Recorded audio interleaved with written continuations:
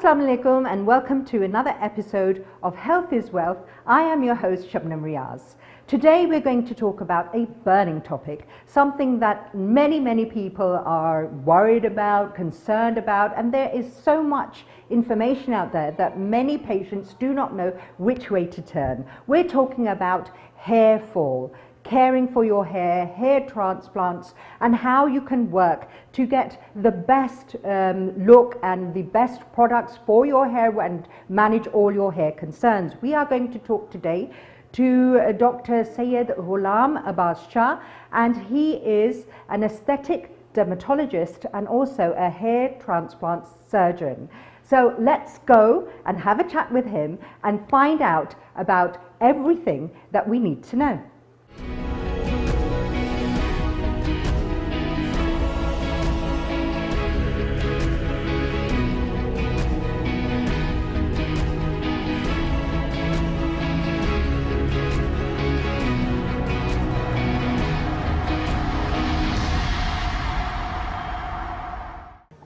Dr. Abbas, thank you so much for taking out the time to talk to us today. Thank you so much for inviting me here. Okay, so today we want to talk about a very important topic. It's something that I think many people have concerns regarding their hair, the health of their hair, how much hair they have, or if they're facing any issue.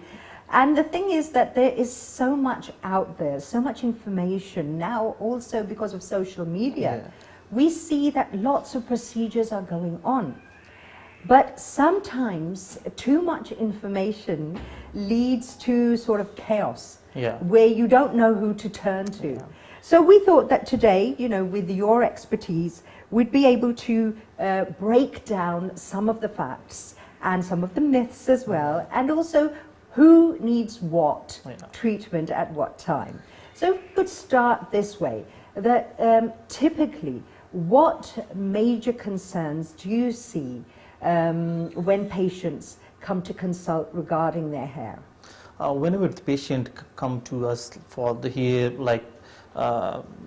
there are a lot of patient and the type of patient, like some patient want that they are facing really bad hair fall in the monsoon season, and some patient come with the really itchy scalp and dryness over the scalp, and the itchiness is so hard that they can bleed, and some people come to us that they are facing the baldness, and whatever the degree of baldness, there are some degrees of baldness, every person to person it varies. So there are different type of people come to us, and even nowadays there are many women's coming and worry about the hair fall, excessive hair fall, and it leads to the baldness in the woman also. So we can ask that there are a variety of people nowadays, they are concerned about the hair fall and the baldness issue.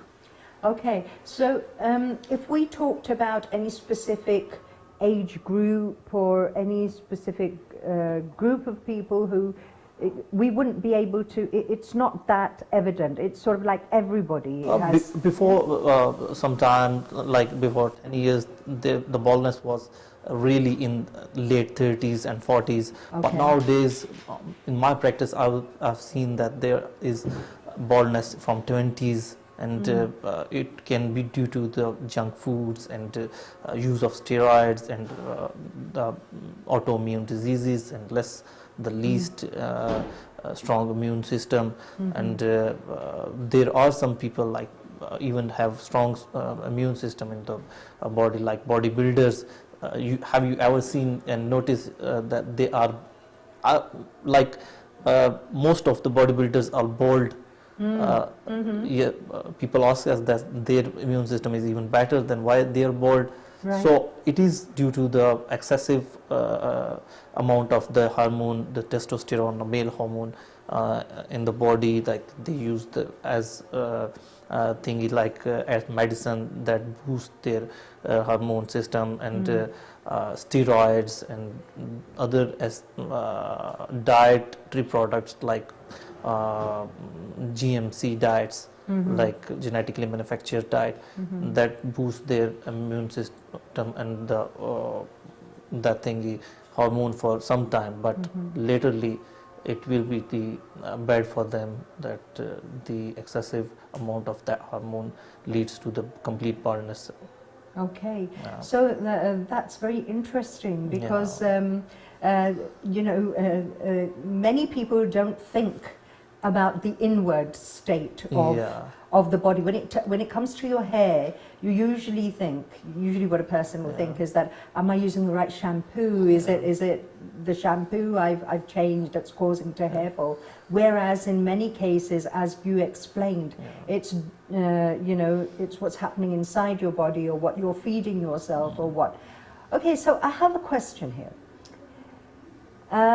All those adverts we see, all those, everything we see out there in the market, there's a huge market for hair care. And, use this shampoo and your hair will become like silk, and use this conditioner, use this mask. How much do these things actually matter when it comes to looking after your hair? Do we need an extensive, high brand sort of a shampoo system, or can you just go with? No, in the market, obviously they tend to marketing their things to sell their products, but actually the least chemical thing is much better as compared to these fancy brands. So you have to protect your hair from the chemicals. You have to do not expose your hair to that thingy chemical that will erode the superficial layer of the hair, and also create the itchiness and irritation in the scalp. Right. What are those chemicals that we should be looking at and making sure that that's not in any of the shampoos? The ammonias, there are shampoos in the market that change the hair color, the dyes that include the ammonia. So the first thing we should avoid is the ammonia. That is the very crucial and the most common irritant in the scalp. And the second thing is that use the natural things, like in the old times people used to use egg and yogurt, mix it. That was the good combination. But nowadays the marketing company is claimed that they are adding the eggs. Who know? Yeah, that's a very good point. Yeah, and if I suggest that if you really want, if you don't know your type of skin you have, or the type of scalp you have, then straight away go to the vitamin E, anything having vitamin E, or use the baby shampoos that don't have any chemical. Okay. You see, that is so important. That is so important because we are flooded with advertisements with take this, and it's very costly, mind you. It's not something that everyone can afford, So simple is best. As Dr. Abbas is saying, go back to the natural, organic stuff that, and oiling. Another thing, oiling our hair. Is that good for our scalp? Should we make sure we're not getting it on our scalp? Should we keep it on our hair? What is the do's and don'ts about oiling your hair? Oiling is really good, but it should be once or twice in a week, and we have to just not really hard massage, just a gentle massage to make sure that the blood supply is not compromising, the blood supply is getting better, so that the oil, any oil in the here in the local market, any oil, any good organic oil can be used for, but it should be a good gentle massage, not hard massage we have seen in the salons, and we have seen even in the TV that people just do it on the for the hard line. Don't use like this. Just put the oil and just give a gentle massage and leave it for night, and in the morning you can have a bath. And that's fine, and that will be more gentle to the skin. Okay. Let's talk now about hair loss. How many different reasons are there, and what does each person, what do you recommend to them? What should they be doing? There are several factors that contribute to the hair loss, like genetic factor, the diet, the environmental factor, the stress, the sleep, and the thingy, these things that are really that the hair are exposed to the chemicals and the environment around us. So there are many factors, and the remedy in nowadays we use the remedy except the oiling or shampooing. If we go to the procedure, then there are different procedure for that. The PRP, we extract blood from the body and send to the laboratory and get the platelet-rich plasma and then inject in the scalp. This is nowadays it is very popular. Then come to the micro needling. The small needles tend to puncture the skin. That skin start regrowing, and the stem cell get activated from there. And the third is phototherapy is really good for hair loss, and we do give the medication, that vitamin E, vitamin B12, biotin, and these are the things that can reduce the hair loss, and that can, if we use, we can have good hairs. Okay, so in the initial stage, I mean, if somebody's having a little bit of a hair loss, then the first thing you would probably recommend, depending on the patient, of course, is PRP. Okay, and then how many sessions of that does a patient need, or is it different in each case? It vary from person to person. However, we recommend 5 sessions. That there are 2 phases, like of hair loss. The hair have 2 phases, like anaphase and telophase. When there is anaphase, the hair start shedding. Right? The phase is normally of 6 months or 4 months, or person to, it vary from person to person. So we have to camouflage with the PRP. That phase. When this phase is gone, then the hair are normal as before. So we have to camouflage with the PRP. It depends upon the person's how long the duration of that phase. So we normally recommend 5 to 6 sessions. That one session is a month apart. Right. Then we do next session on another month, and it's so. Okay, right. Pregnancy and hair fall. Tell us about that. Some women find in pregnancy that their hair or their skin is glowing, and you know they're really happy with the way they look. The pregnancy glow. For some women, unfortunately, it's not that. Then again, after childbirth, they have this myth that once the baby starts cooing, that a mother's hair is going to fall or something like that. How many of these things are true? Of course, it's all about hormone changes, but tell us about that. These are observed obviously from the old times that these changes come. Obviously, we have different hormonal changes in the pregnancy, and the hormonal changes contribute to the hair fall. Some women do not really have that much hormonal changes, and the skin is will be more glowy and the hair are really good in the pregnancy. This is the reason that they don't have much disturbance in the hormones.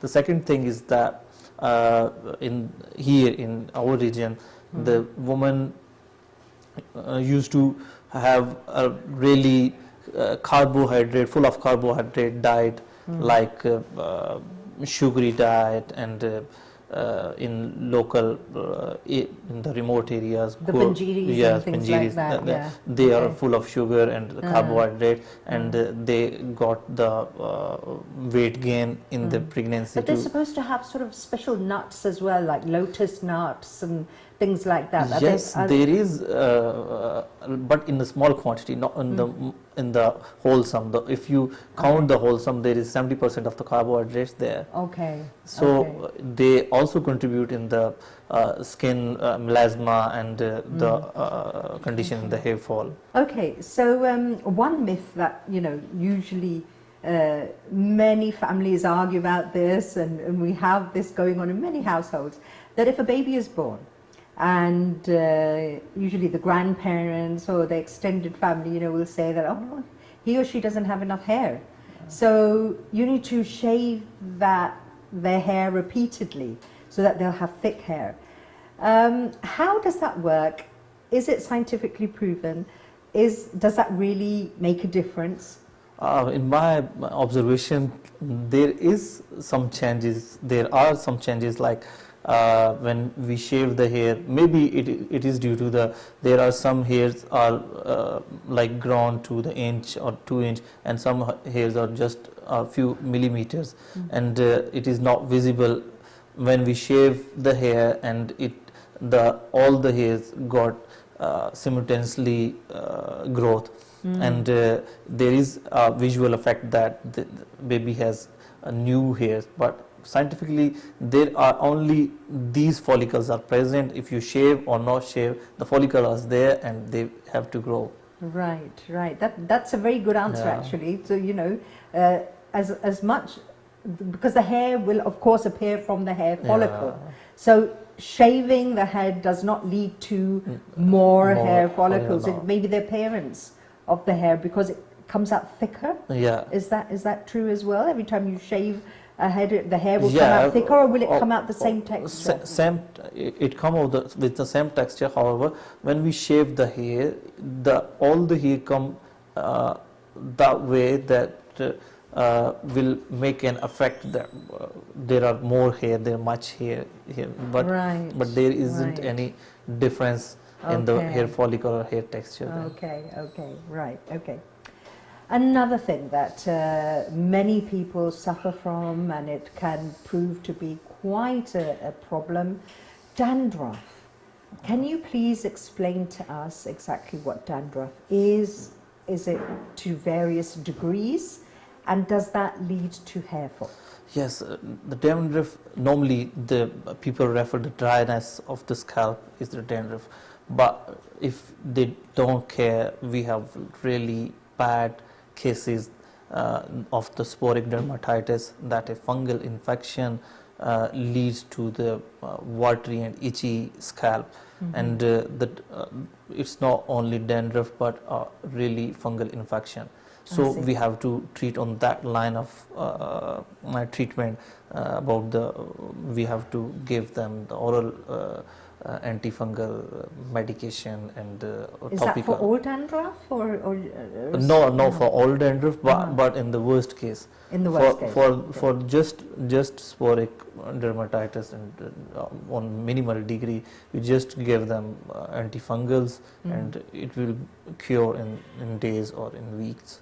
Okay, so dandruff is exactly what? A skin condition of the scalp? Yes, it is skin condition. In our liminal language, it is dandruff, but scientifically it may be sporic dermatitis, or it may be dermatitis, or any kind of skin infection due to which the skin gets dry and the patches appear over there.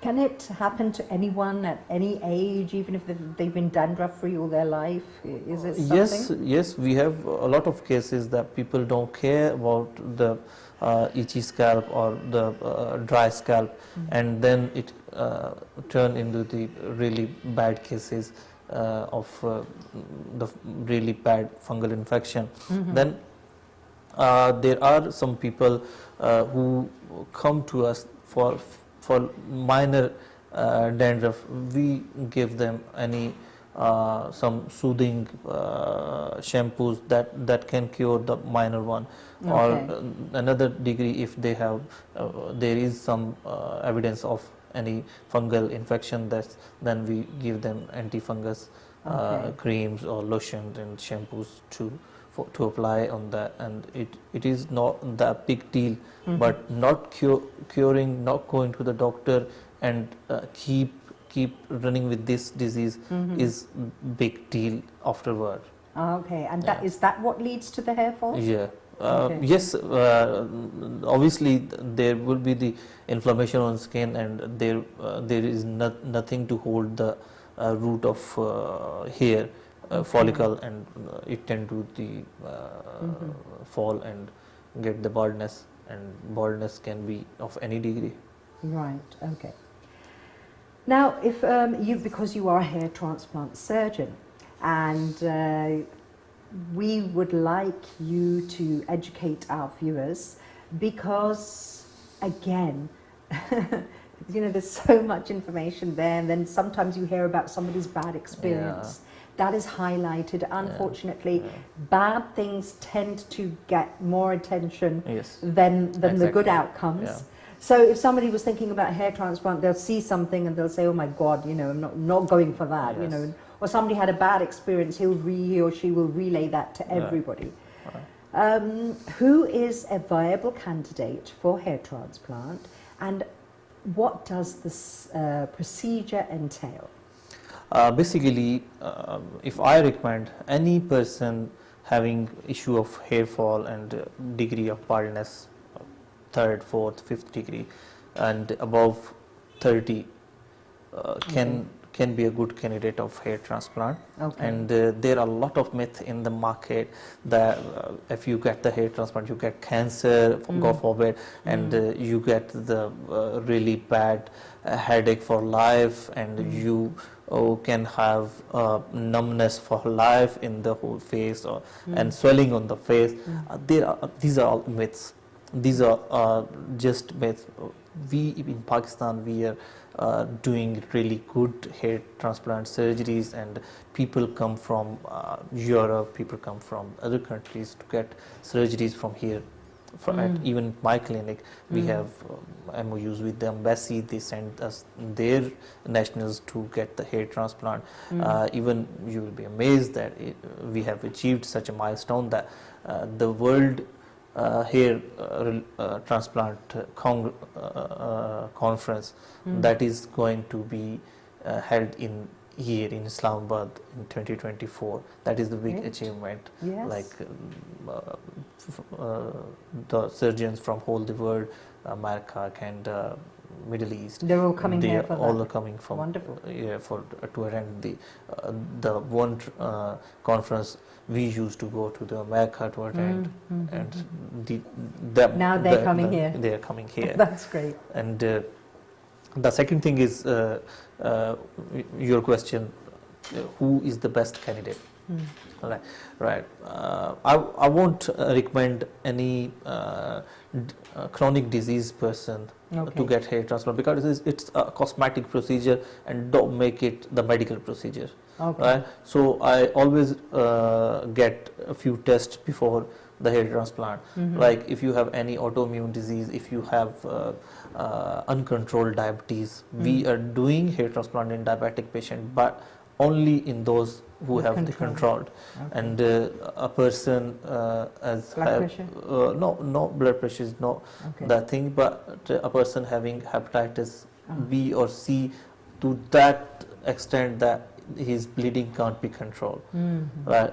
If he having DCLD or ascites, we won't recommend him. But a healthy person having good medication, having good control of the disease, and or compliance to having compliance to disease, having compliance to the medicine, there is any problem, there isn't any problem to get hair transplant, and there is, alhamdulillah, not a single case that got worst infection or that got worst like this scenario, the myths in the market.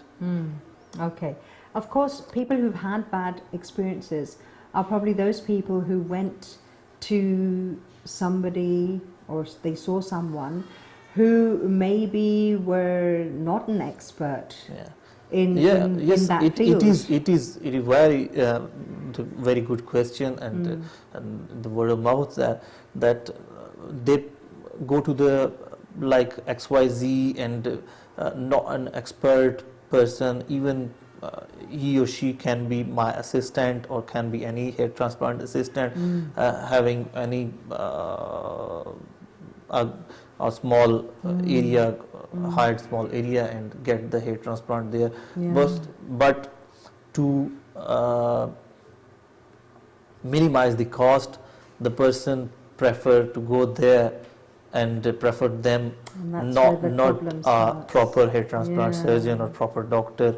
And there are the health authorities also making some SOPs for them, but there is quackery all over here. Definitely. There is quackery. And that, that is such an important point that Dr. Abbas has raised, that if you are going to get any procedure done, actually, it's not just a hair transplant, any procedure, please do check out the credentials of the the physician you are going to, or the organization, place, wherever you are at, because you want to make sure that you are getting the right treatment. And yes, not at because the hands it's a cosmetic treatment, it is once in life treatment, and you have to choose very wisely that surgeon is good, what about the results, what about the previous history, what about the reviews of the other people who got the hair transplant, what the qualification, how he deal, how he work with the team, is team is expert or not, or they using the good and healthy environment and the tools and the equipments, what equipments are using, as there are many surgeons who used to go to the foreign for in 4 or 5 times in a year just to get the latest training, because day by day it is excelling day by day, and there are many different techniques that we are here in our clinic. We are doing 4 type of hair transplant. People are not even aware of the 2 other types. People are not even aware of what the name of these types, and so anyone is going to the hair transplant surgeon or any expert, he or she should know that I'm going to the right person and the right place. Right, absolutely. Yeah, you can't take a risk. Yeah. Yeah.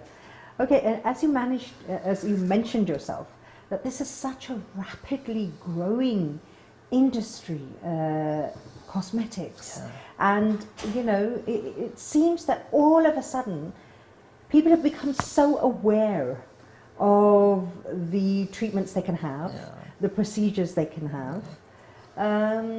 So were people sort of more content with the way they used to look before?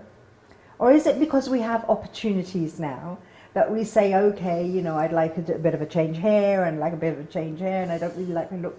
So what's going on? Has the perception of beauty changed? Here I will quote a Quranic verse that Allah is beautiful and like beauties.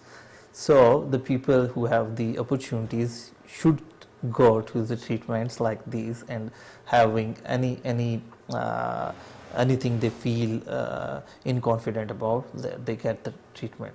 basically it is the big industry right now, and there are many countries.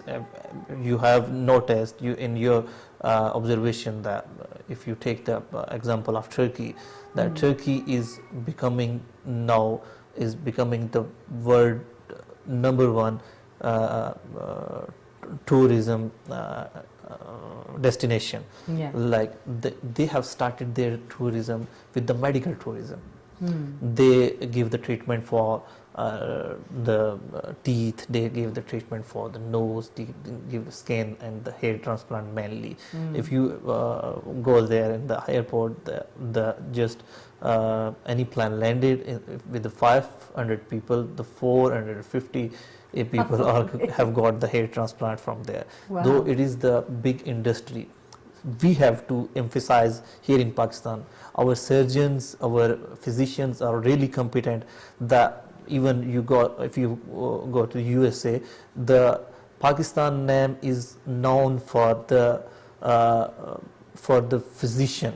Like if you mention anyone, I'm from Pakistan, she or he will say that, oh, my physician is from Pakistan. And the Pakistan is known for the physicians. True. By the physicians. True. And even same is the case with the UK, same is the case with the Middle East. Huge amount of Pakistan. There are a lot of people want to come here in Pakistan to get treatment. That price of treatment, the comparison, the cost, it is cost and effective, then expertise without compromising. Yes. So they want to come, but there is not proper channel like Turkey have made them with the medical tourism. Okay. So as that if in Pakistan, if the government, if the people, if the entrepreneurs get together and make it like we will promote the medical tourism, there is a huge and big industry here in Pakistan. And I have witnessed many people not from Pakistani nationality, but another nationalities, they do trust Pakistani physicians and surgeons. They really want to come here, but due to some visa restrictions and some airline issues and the traveling cost, these all are things that they are unable to come here.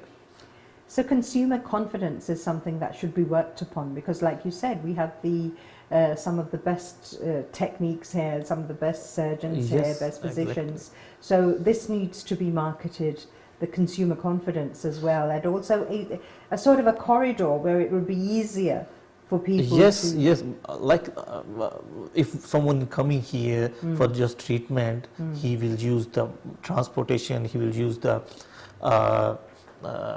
hotels, he will use the local markets, he or she will get from souvenirs from here, and there are many beautiful places nearby, even nearby in Islamabad, that attract the tourists the most.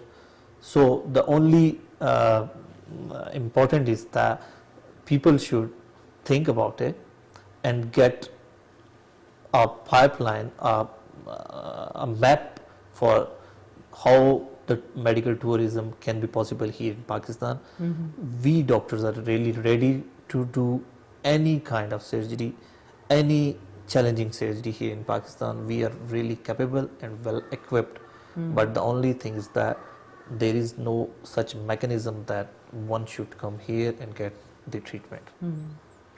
Well, while we were talking about hair transplant, it's not just it is a cosmetic surgery, but then also you're giving a sort of a new chance at life for many people who have found it to be something that has been bothering them or eating away at their confidence. The only thing, whenever we noticed in somebody, the first thing we notice in the hair.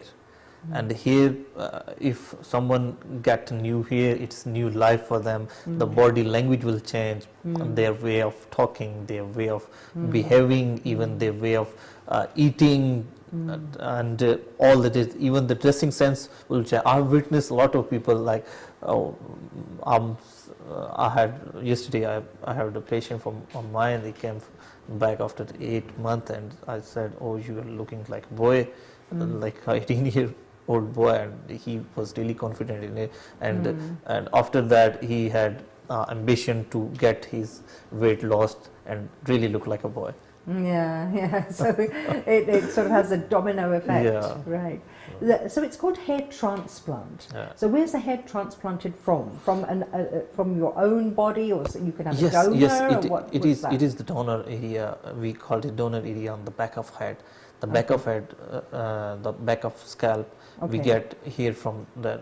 Often we take hairs from the back of head, but if we don't have such hair, we can take it from the beard. Sometimes we can even take the if male, we can take from the chest too.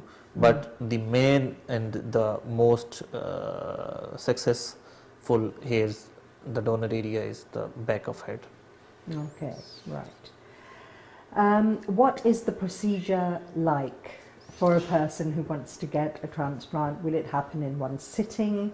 Will it be frequent visits? And how painful is it? It is a day procedure, one day Okay. procedure. Like it can take about 6 to 8 and 10 hours maximum, and it is the procedure like one is the patient is awake and talking to us and eating. If we want to drink, you go to the watch a movie, and it's not that kind of procedure, that it is not in anesthesia. It is just for in the local anesthesia, and the patient is really awake and aware what is going around.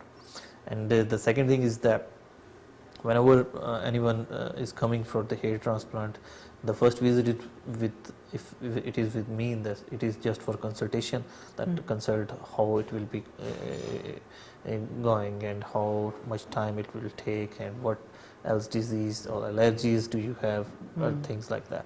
But the actual hair transplant day, it is one day procedure, and you are free in the if you're coming in the morning, you are free in the evening.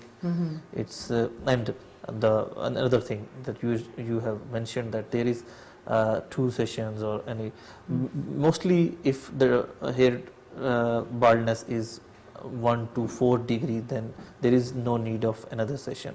If it is like 6 or 7 degree baldness, that the whole head is just empty, then we need to have second hair transplant. But mostly people get one hair transplant, that's enough for them to get the new hairs. Okay. Yeah. And how long does that last? It is for life. It's for Yeah, life. it is for Okay. life. Okay, so we were talking about diseases or Yes. other health conditions Yeah. that can lead to hair loss. Yeah. Which ones are they, and how can they be remedied? If we consider from the minor one, we have seen in the typhoid there is great hair loss. In the dengue fever, the high grade fever, it is due to the decreased platelets, Okay. and there is great hair loss. I have witnessed the DCLD due to the hepatitis B or C, when the patient having ascites in the like the water in the stomach, and DCLD. It is great concern about the hair loss. People are facing the bad hair loss in the other autoimmune disease in which we take steroids, a heavy dose of steroids, and in the rheumatoid arthritis and other condition like in which we take the steroids. It greatly contribute to the hair fall, and the baldness. Obviously, after that, for long-term use of these medication, the TB is the most important. TB. Okay. During the TB, the hair, even the texture of hair changes, and the color of hair. Some people changes, and the most excessive hair loss in the thing. Okay, right. Also, multivitamins, we hear a lot about those. Which ones can you take? What foods are sort of like good for your hair? Tell us about that. Fortunately, nowadays it is very trendy, like to take the biotin.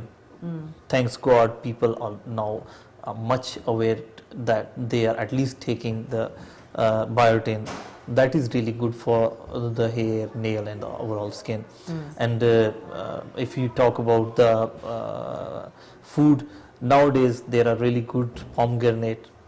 It has vitamin H, and it is really good for hair and the skin. If you want really glowy skin, just do not take anything but in this pomegranate juice or any if you can eat, you can eat, and if you take the juice, you can have also. And the season is coming for the oranges, the great vitamin C that contributes to really good skin. If you have really good skin, that is the most of the role is the vitamin C. Then two things, pomegranate and the oranges. If you take these both, no need and no excuse now, we've got both coming up. Well, Yes. the pomegranates are here at the moment, and we've got the oranges coming up. So Dr. Abbas, thank you so much for taking out all the time today, and such an information-packed episode where you have given us so much information that I'm sure viewers will be able to watch and rewatch to, you know, really benefit from everything you've told us. Just before we wind up the program, a quick message for our viewers. For viewers, do not underestimate your skin. It is the blessing of God. God is beautiful and like the beauty. And if you have any opportunity to get your skin more glowing and get your hair more good, go for it, and don't bother the people what are they saying. Thank you. Thank you very much. Okay, that's all we have time for right now, but we'll be with you again next week. Until then, stay happy, stay healthy. Bye-bye.